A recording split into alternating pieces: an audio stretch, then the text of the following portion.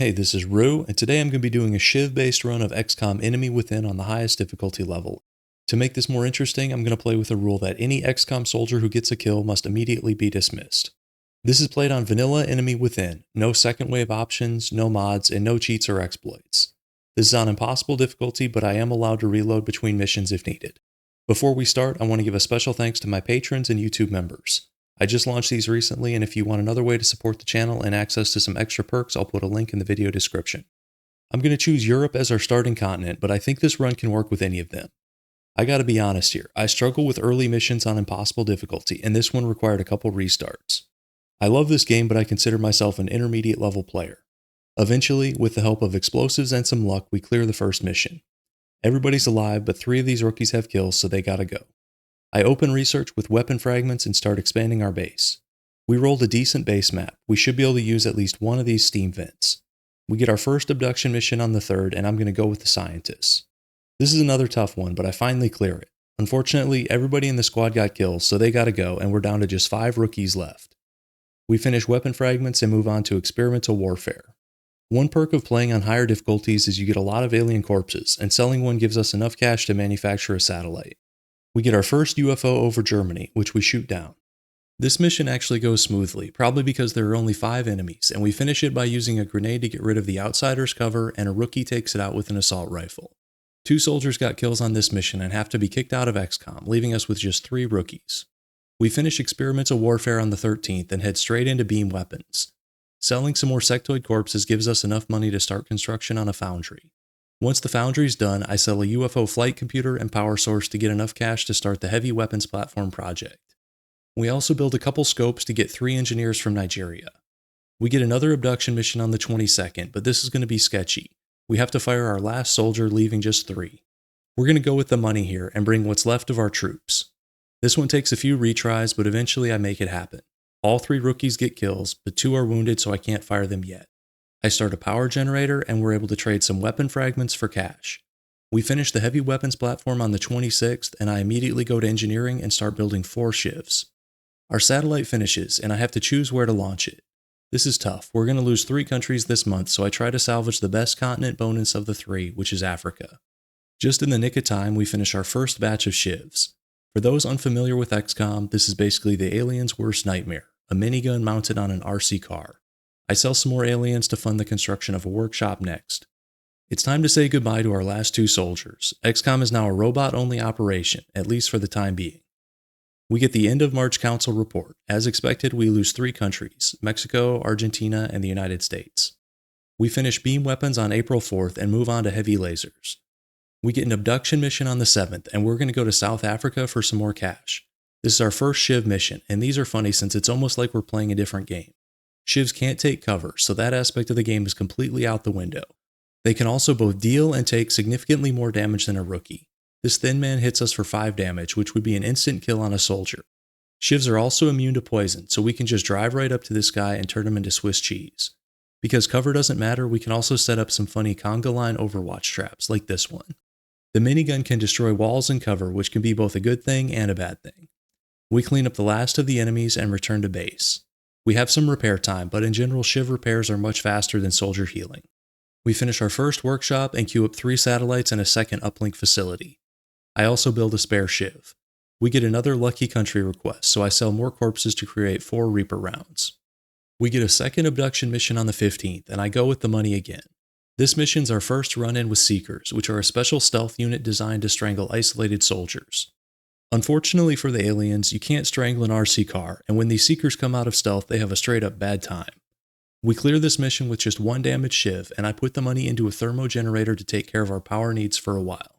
It's a good thing we didn't lose any other SHIVs, because almost immediately after resuming scanning, we get the first alien terror mission. We run into 2 packs of floaters and just start laying down minigun fire. The increased base damage on the SHIV is really helpful here. On impossible difficulty, a couple of the early game enemies, thin men and floaters, have 6 health. The first tier of weapons for a normal soldier, assault rifle, shotgun, LMG, and sniper, only hit for a max of 5 damage, so you pretty much have to land a crit for a one-shot kill. Not so for the SHIV. The minigun has a base damage of 5 to 7, so 2/3 of the time we can one-shot thin men, floaters, and outsiders. Chrysalids have 8 base health, so these still take 2 shots each unless we get lucky. We take out the last enemy, a zombie, with a nice 9 damage crit, and this one's a wrap. We down another UFO, and we only have 3 shivs available, so that's what I send. It's always tough when XCOM hits you with 3 back-to-back missions. Fortunately, this is another small scout ship with just 5 enemies, and we take out the last floater with a point-blank minigun shot. We finish our thermogenerator and start work on our first lab and 3rd level access lift. It's the end of the month, so it's time to launch our 3 satellites.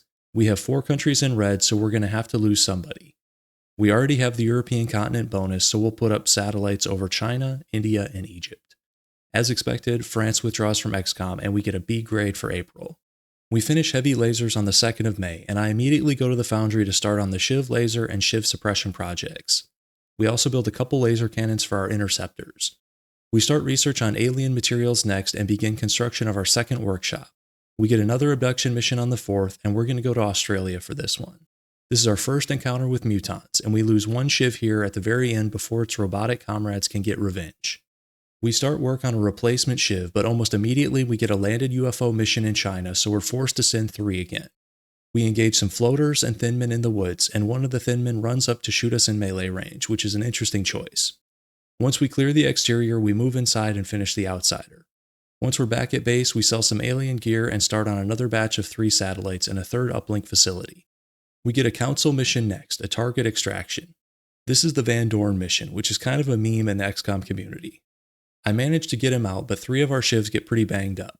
As part of the mission reward, we get a heavy sergeant, nicknamed Smokey. We finish the SHIV laser project, which upgrades not only the damage on our shivs, but also the aim, which is great.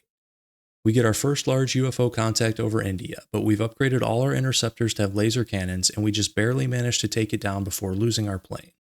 If you're curious what the laser weapon looks like, here are all 4 shivs firing and missing a seeker that comes out of stealth. Their base damage is now 7 to 9, so thin men are an automatic one-shot, like this one here. I like clearing these ships from back to front, and eventually we reach the control room and blast the outsider with a 12 damage crit. I think this ship class is called an abductor, and the nice thing is you get a ton of loot you can sell. With our new money, I start a 3rd workshop, a 2nd lab, and another power generator. We finish Carapace armor on May 22nd, and this is a big one because it unlocks alloy shivs. Alloy shivs are just better across the board, slightly more mobility, 10 extra defense, and 8 more health, which is huge for survivability. We immediately start on a batch of 4 alloy shivs. Next up, we get our first covert extraction mission, which I specifically hired an extra soldier for. We get another set of abductions on the 26th, right before our alloy shivs finish, and we go to Japan for scientists. We lose 2 shivs on this mission, but they're about to be obsoleted, so it's not a big deal. Speaking of which, here's the first batch of alloy shivs. The cutscene is pre-rendered with a minigun, but these will automatically get the laser cannon upgrade. We launch our 3 satellites over the most panicked countries, South Africa, picking up the Africa bonus, Russia, and the UK. We have 1 more mission before the end of the month, our covert operative extraction, and our first encounter with Exalt.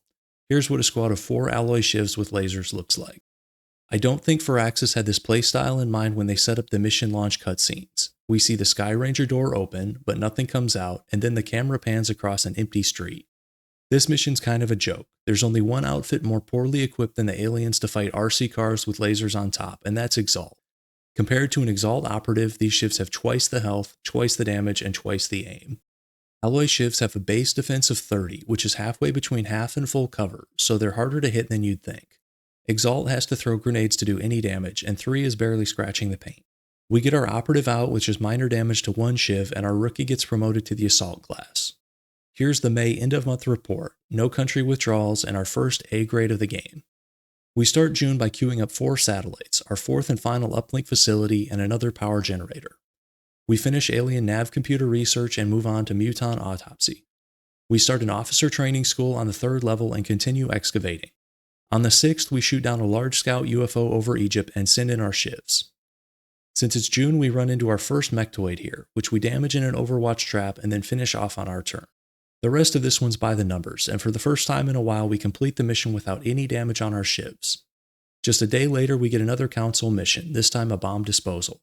Bomb disposal can be a pain with normal soldiers due to limited cover and mobility, but shivs are great here. We can advance aggressively, and even when the thin men are in half cover, we can still have 65% kill shots. Having 30 base defense wherever we go means that the thin men are only getting 45% shots on us, so they miss quite a bit. Even if they hit, we have 18 hit points and extra protection against crits. We disarm the bomb with 4 turns left on the clock, which gives you an idea how fast shivs can clear these.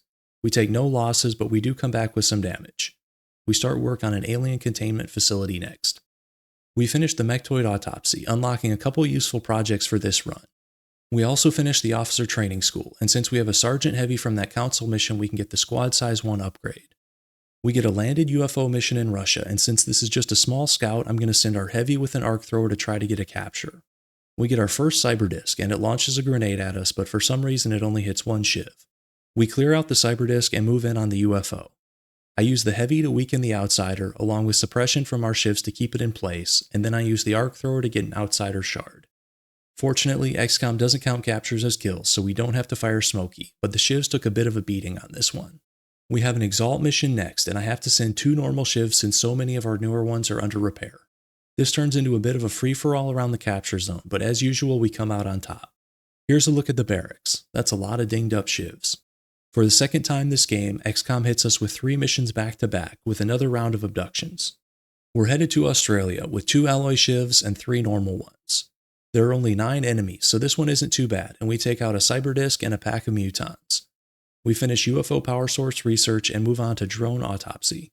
We finish our last 4 satellites, and I launch them over the remaining countries needing coverage: Canada, Brazil, Japan, and Australia. This gives us the Asia continent bonus, Future Combat, reducing the cost of all projects in the Foundry and OTS by 50%, which is great. We take advantage of the cheaper projects, starting ammo conservation, shaped armor, and advanced servo motors. Finishing the drone autopsy lets us begin the Sentinel drone project as well. It's time for another Exalt extraction. We rush the capture area and set up a perimeter. These missions are just too easy, and we complete it with no losses. I'm careful not to get any kills on our operative, but she gets a promotion to sniper anyways. We use the money from the Exalt mission on a 3rd lab and extra power generator. It's time for another terror mission, and this one's actually pretty tough. Our shivs get the first chrysalid and an Overwatch trap, but we end up getting overwhelmed by zombies and have to pull back towards the Sky Ranger. Eventually we clear them out, and we move back into the alley where we take out a cyber disc and another chrysalid. Shivs are strong, but they do have some weaknesses. Lack of AoE abilities like rockets and grenades, or damage multipliers like bullet swarm, rapid fire, and double tap are in the zone. We managed to take out the last drone, but this is a rough one. Most of the civilians were turned into zombies, and we only rescued 5. Time for the end of June monthly report, another A, and we now have coverage over every remaining country. July opens with us shooting down a small scout UFO over Brazil. I'm not anticipating many enemies, so I bring our assault with an arc thrower along with 4 alloy shivs. I use shiv suppression to try to pin down the last thin man for capture, but he tries to run and gets blasted. Our assault gets promoted to corporal, but still has no kills. We finish the new fighter craft research, which gives us access to both firestorms and the 3rd tier shiv unit, hover shivs. I queue up a firestorm and 6 hover shivs. 4 days later, the first batch comes out of engineering. Stats-wise, these are quite similar to alloy shivs, the same health and mobility, but with 10 extra defense. The big difference is that hover shivs can go airborne, which as you'll see is going to change the game completely. We get to put our new toys to use on another Exalt mission. Exalt may be terrible at combat, but they're really going off the beaten track with these cell locations.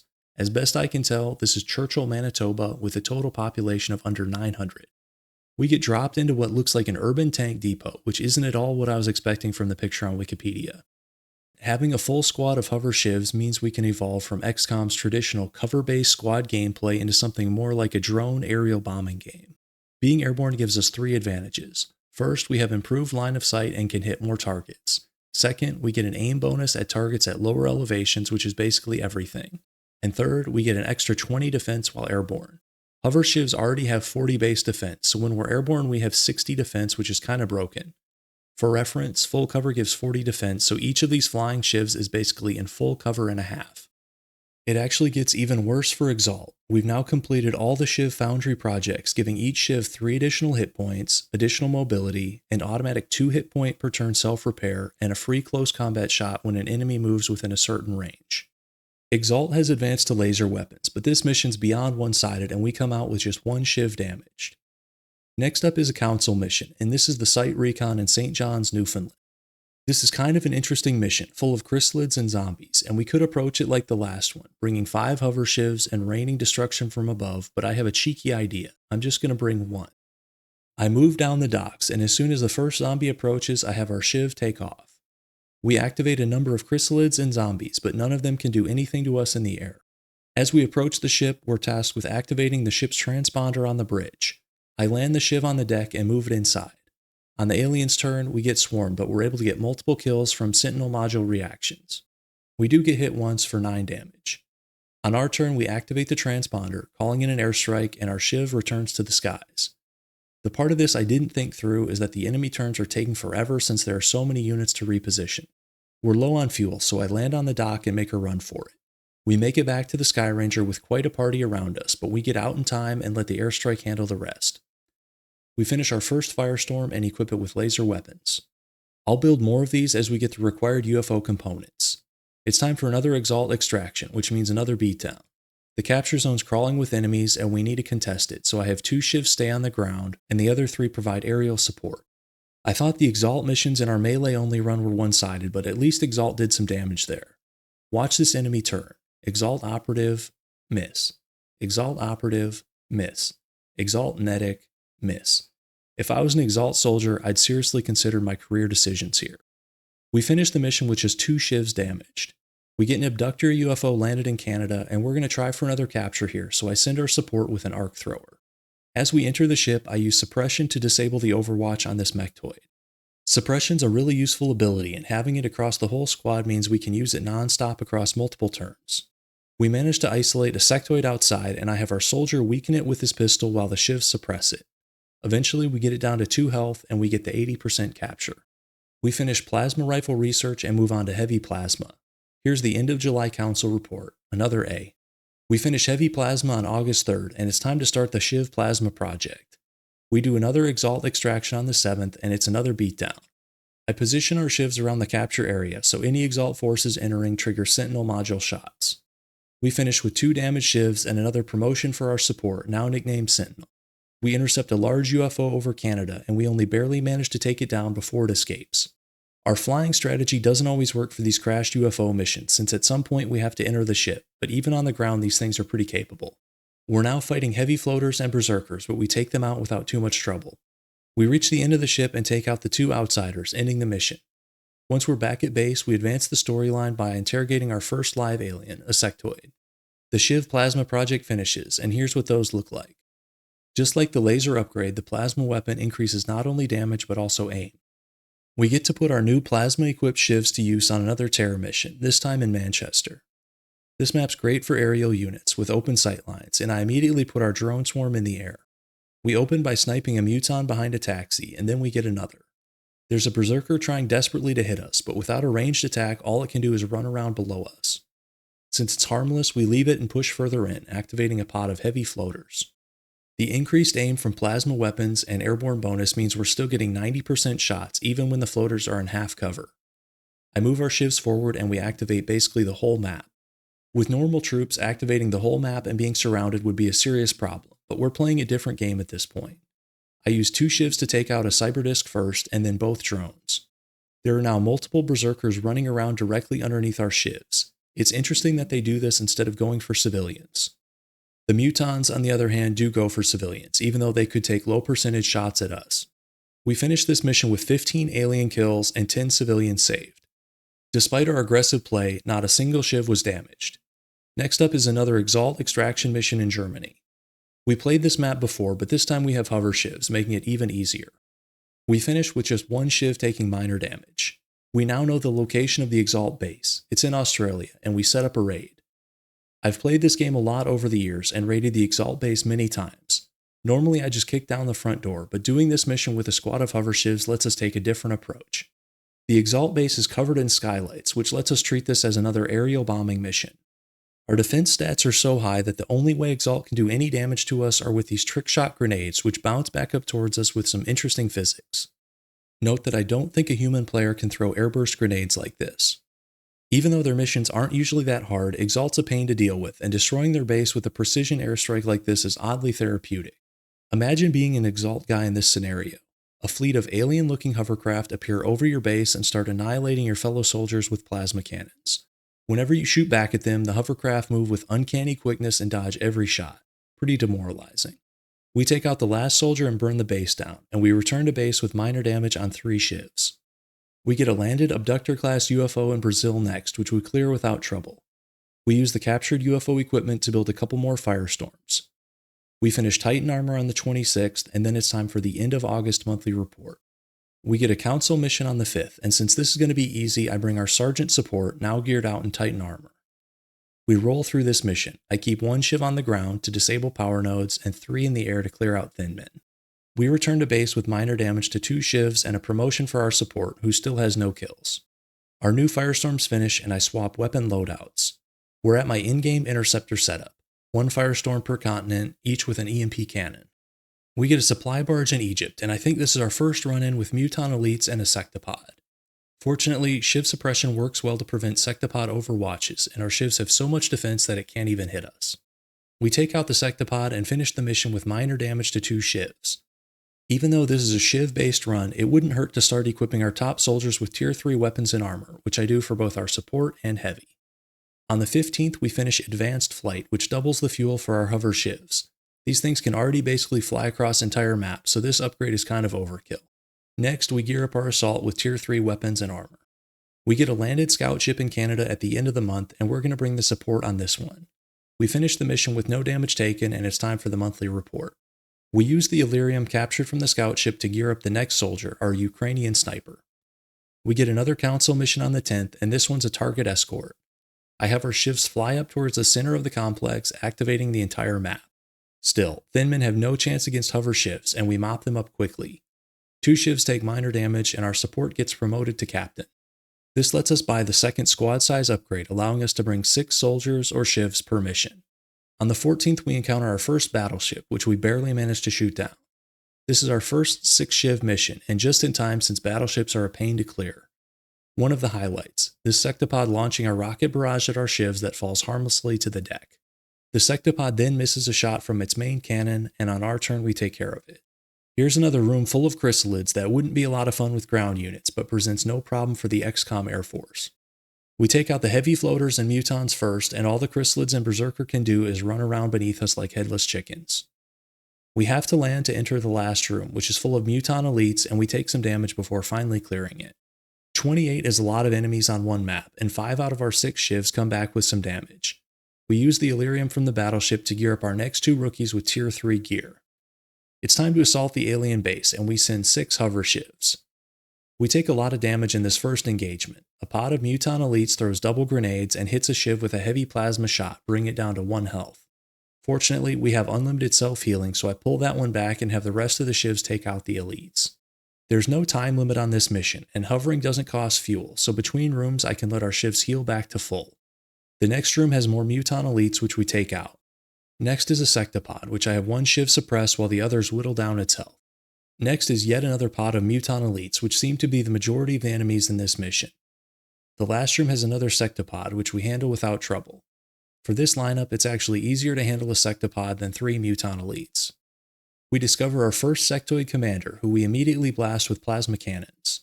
4 of our Shivs took damage, and 2 of these now have over 50 kills. We build and equip a blaster launcher for our heavy, giving him full late-game gear. We get a terror mission immediately after finishing the alien base, which is unfortunate since some of our hover Shivs are still being repaired. I have to bring a mix, 4 hover Shivs and 2 alloys. This mission ends up being a bit of a mess. We move down the alley and activate a Sectopod. 1 Sectopod is no problem, and we suppress it.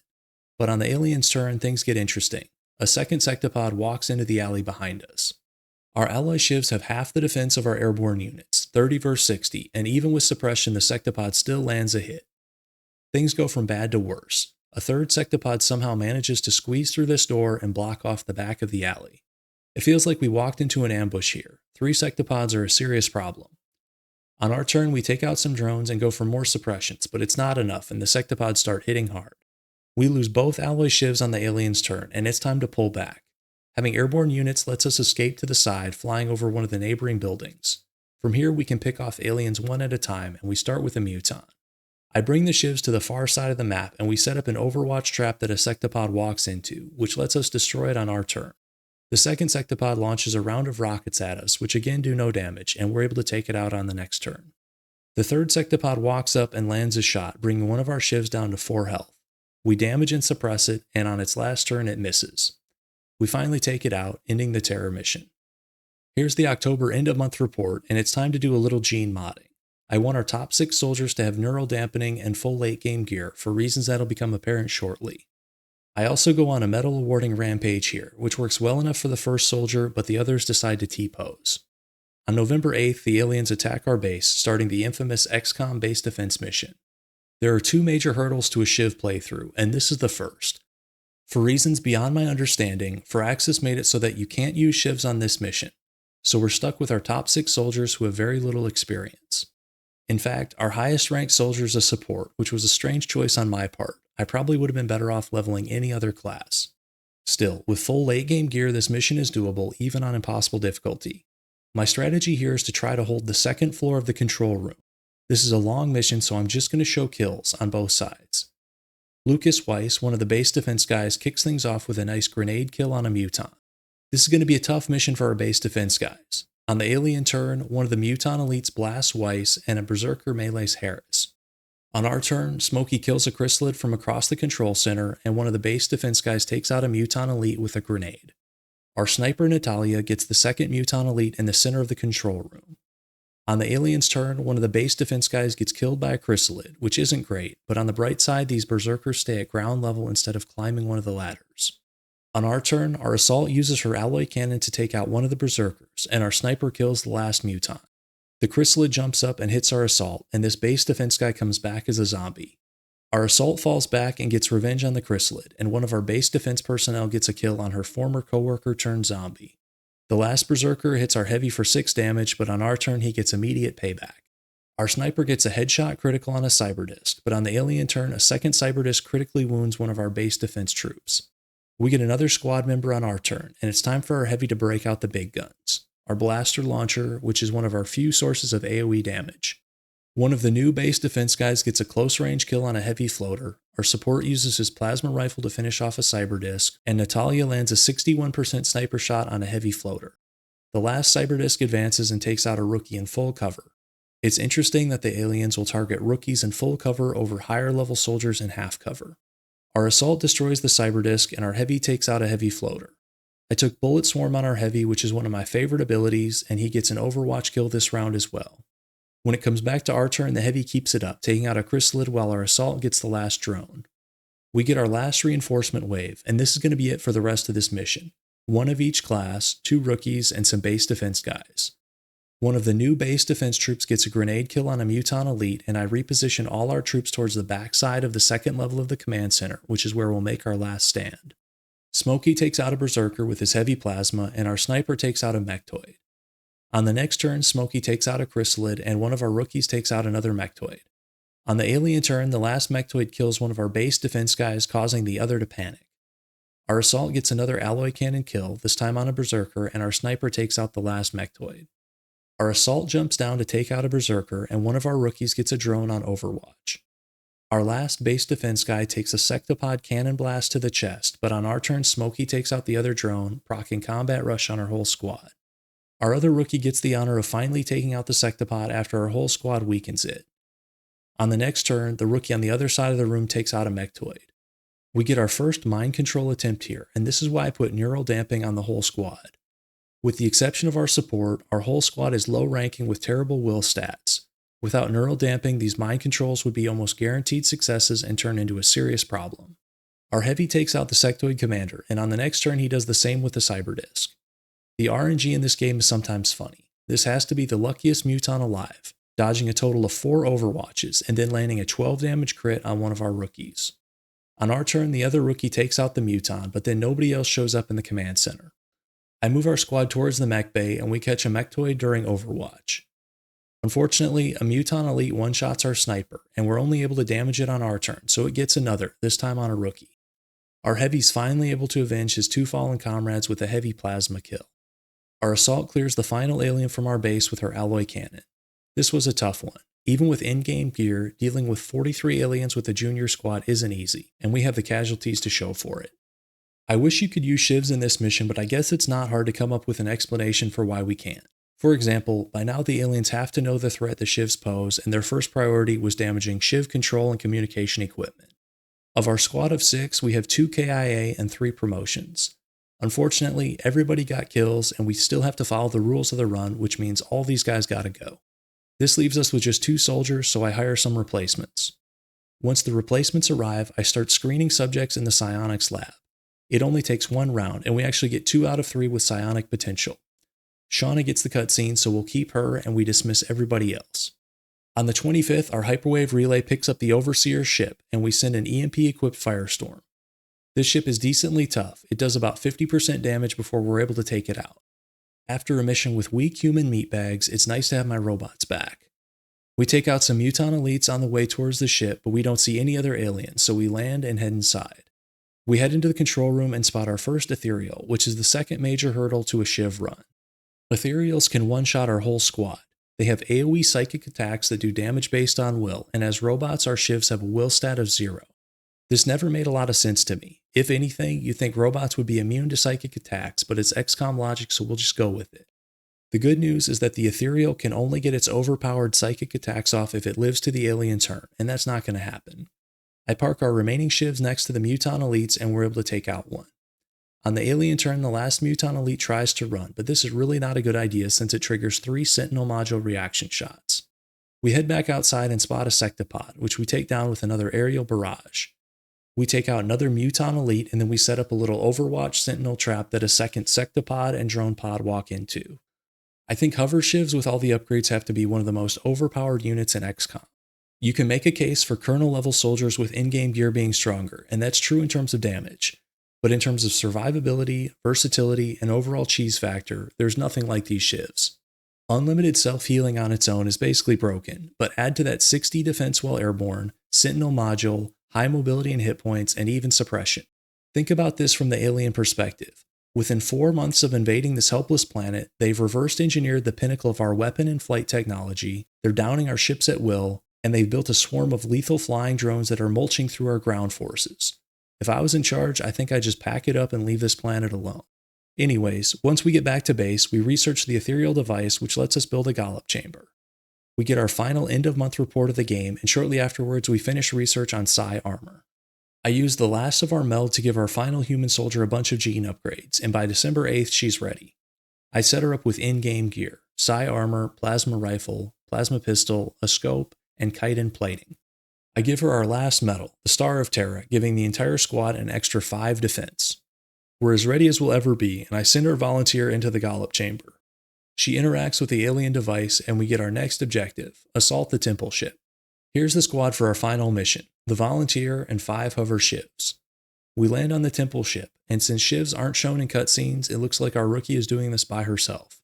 The first room has sectoids, which are just too easy. Even in half cover, we have 95% shots here, and we get another on the alien's turn with Overwatch. Next up is a Cyberdisc, which we take out easily.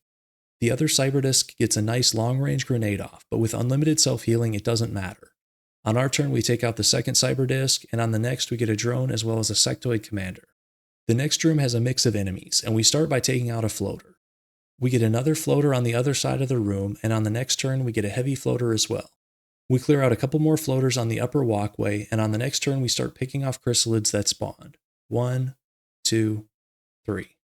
The next room has thin men and offers no challenge. Even in high cover, we get 65% odds, and any hit is an automatic one-shot. The next segment has a mix of mutons and berserkers. We start by clearing a couple mutons, but on the alien turn something interesting happens. The berserker starts running towards our soldier even though she's cloaked and 2 rooms away. I guess the AI cheats a bit, but it doesn't matter. We finish off another muton and then pull back to take out the berserker before it gets to our volunteer. Next up is the sectopod room, and we're able to take out the first one without taking any damage. The second takes an Overwatch shot, but fortunately it misses and we're able to bring it down with a nice crit. This spawns a couple Muton elites which push forward and Overwatch.